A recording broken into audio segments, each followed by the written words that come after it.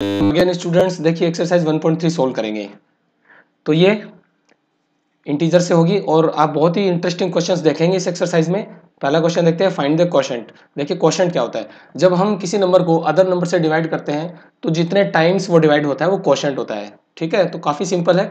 For example 20 को हम 5 से डिवाइड करें तो 4 टाइम्स डिवाइड होगा, 4 क्वोशंट होगा। यहाँ पर हमें डिवीजन नहीं करना है बट नॉर्मली कुछ प्रॉपर्टीज को यूज करके हमें आंसर दिखाना है। ठीक है, देखिए हम इसका आंसर करेंगे, जस्ट वेट। काफी आसान होने वाली एक्सरसाइज आपके लिए।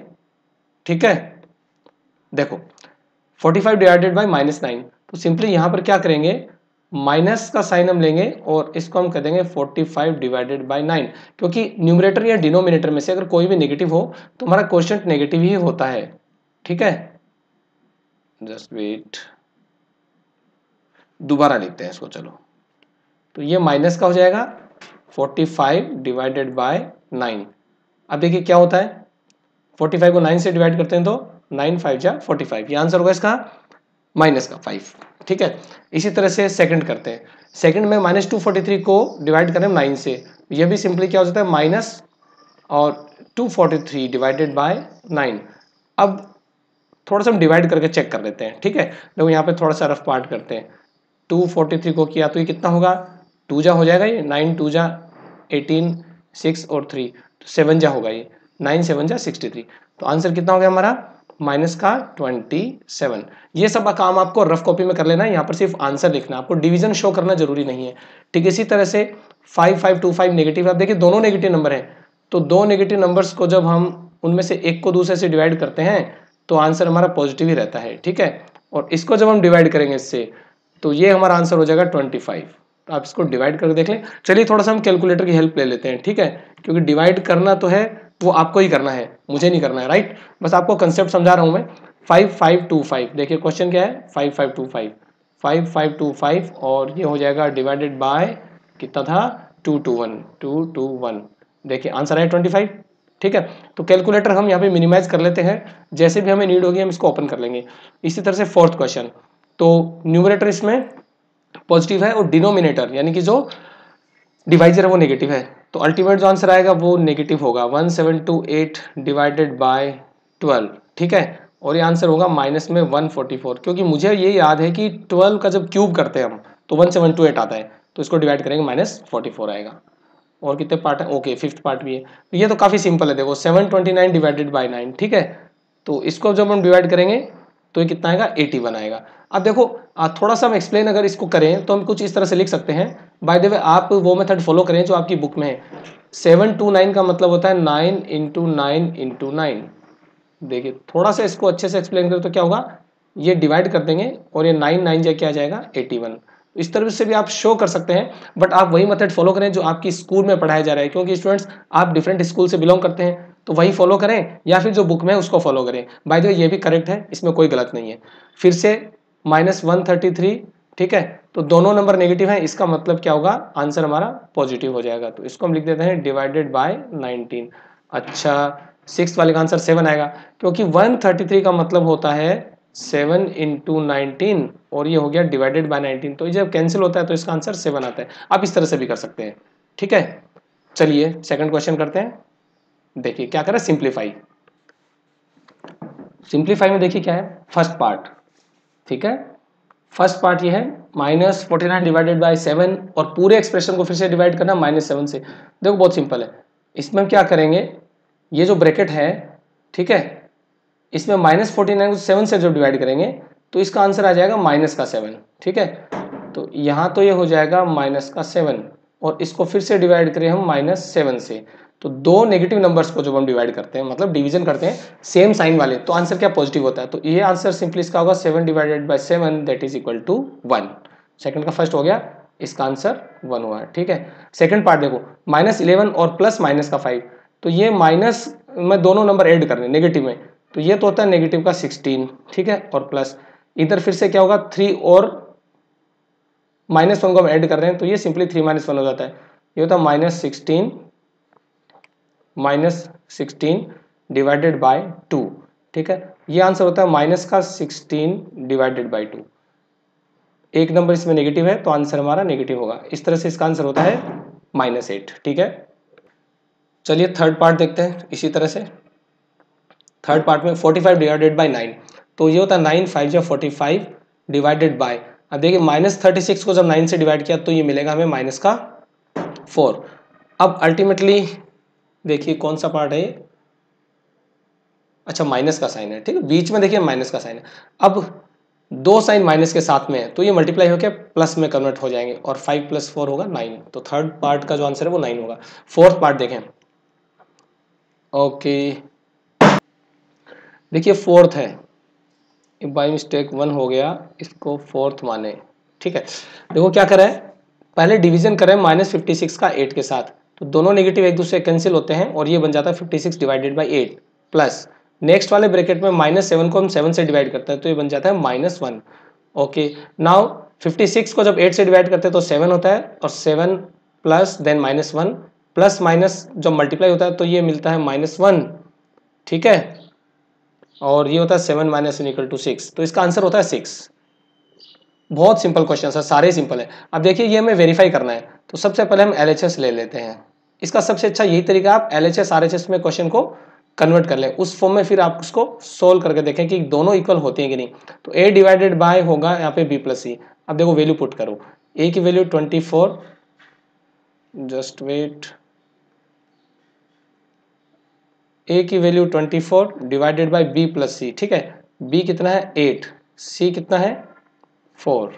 ठीक है, देखो 24 डिवाइडेड बाई 8 प्लस और कितना होता है 12 होता है, और ये आंसर हो जाता है इसका 2। ठीक है, तो थर्ड क्वेश्चन में ये तो आ गया 2 हमारा। अब RHS की बात करें तो RHS में देखो ये हम लिख लेते हैं, RHS में होगा A divided by B plus A divided by C।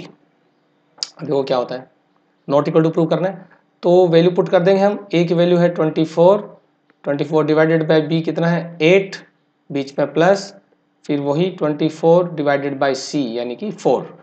अच्छा, इसको कैलकुलेट करते हैं, 24 डिवाइडेड बाई 8 तो 3 होता है, 8 3 = 24 होता है, प्लस 24 डिवाइडेड बाई 4 क्या होता है, 24 डिवाइडेड बाई 4 6 होता है। ठीक है, 8 3 = 24 एंड 4 6 = 24।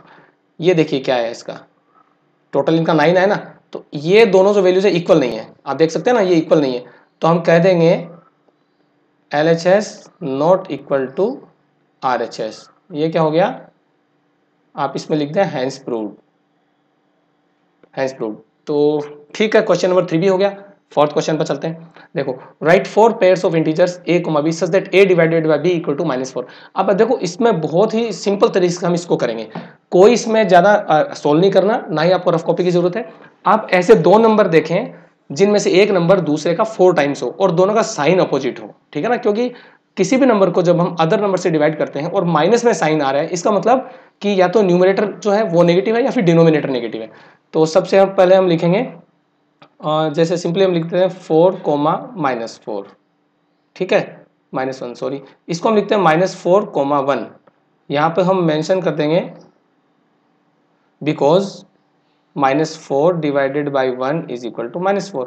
सेकेंड हम ले सकते हैं, मान लीजिए अगर 8 लिया हमने और ये 2 लिया, तो आप देख सकते हैं 2 4 8 होता है ना, तो फर्स्ट नंबर क्या होगा 4 टाइम्स होगा सेकंड वाले का, तो इसको हम नेगेटिव कर देते हैं अब की बार। फिर वही रीजन, बिकॉज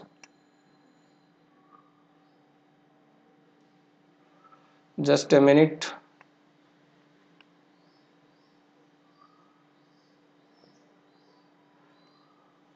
क्या हो गया, अब गलत क्यों हो रहा है, BECAUSE, बिकॉज 8 डिवाइडेड बाय -2 = -4। अब यहाँ पर आपको ये आंसर बुक से मिलाना जरूरी नहीं है, क्योंकि इनफाइनेटली बहुत सारे नंबर्स हो सकते हैं। फिर से आप नंबर ले सकते हैं, यहाँ पर जैसे हमने 100 लिया, यहाँ पर 50 लिया, तो एक नंबर को नेगेटिव कर दें किसी को भी। ठीक है, BECAUSE, बिकॉज अब हम लिखेंगे -100 डिवाइडेड बाय 50, सॉरी 4 टाइम्स लेना ना, तो ये होगा 25।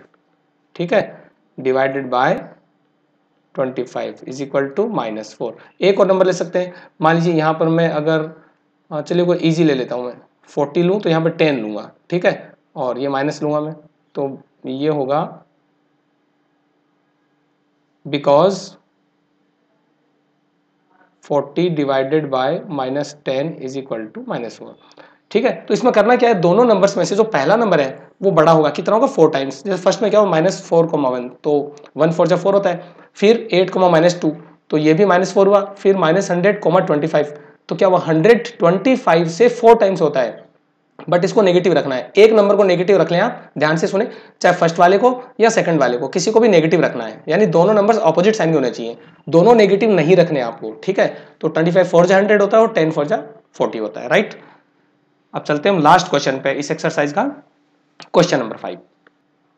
देखिए क्या गिवन है, give 3 examples to prove that if p and q are 2 integers then p divided by q is not necessary then integer. 3 examples देने में, ठीक है। चलिए तो इसका हम देखें 4 एग्जांपल्स देंगे। मतलब आपको ये बताना है कि दो इंटीजर्स में अगर हम किसी एक को दूसरे से डिवाइड करें तो जरूरी नहीं कि आंसर हर बार इंटीजर आए। चलिए एक एग्जांपल से समझते हैं। मान लीजिए 12 को आपने डिवाइड किया -3 से, तो आंसर में क्या है, इंटीजर। देखिए ये भी इंटीजर है, ये भी इंटीजर है, तो आंसर भी इंटीजर है।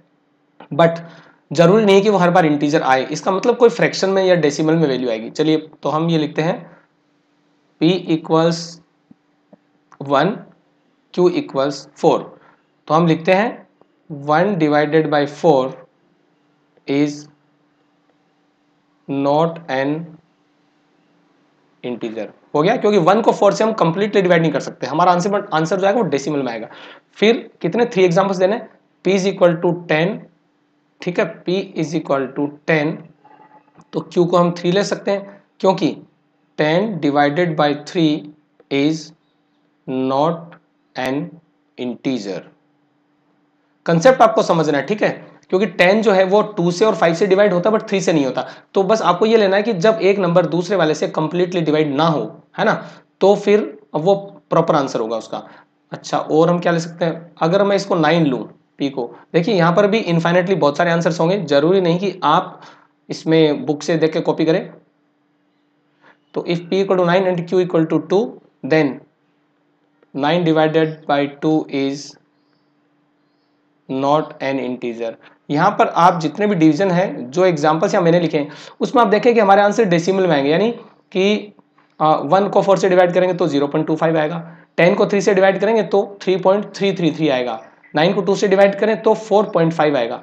बस इस तरह से आप कुछ भी कोई भी एक सूटेबल एग्जाम्पल ले सकते हैं। जैसे इसको मान लो हमने 20 लिया, ठीक है, तो 20 क्या होता है, ऐसा नंबर जिसकी टेबल में 20 नहीं आता हो, यानी आपको इसी तरह से नंबर सेलेक्ट करने। तो 6 की टेबल में नहीं आता है तो आप लिख सकते हैं, ठीक है, कि 20/6 इज नॉट एन इंटीजर। ठीक है स्टूडेंट्स, अब आपकी बुक में भी कुछ आंसर्स है तो आप देख लें। अच्छा, हमने 4 एग्जाम्पल ले लिए, चलिए कोई बात नहीं, 3 का दिया था हमने, एक ज्यादा कर लिया है, तो ज्यादा रहा तो अच्छी बात है। ओके स्टूडेंट्स, तो ये एक्सरसाइज भी फिनिश होती है। आई थिंक 1.4 पहले से अपलोडेड है, अगर कोई क्वेश्चन अपलोड नहीं हुआ है तो वो आपको विद इन 1 और 2 डेज मिल जाएगा, राइट। तो मैथ्स पढ़ते रहिए, एंजॉय कीजिए, हैव अ गुड डे।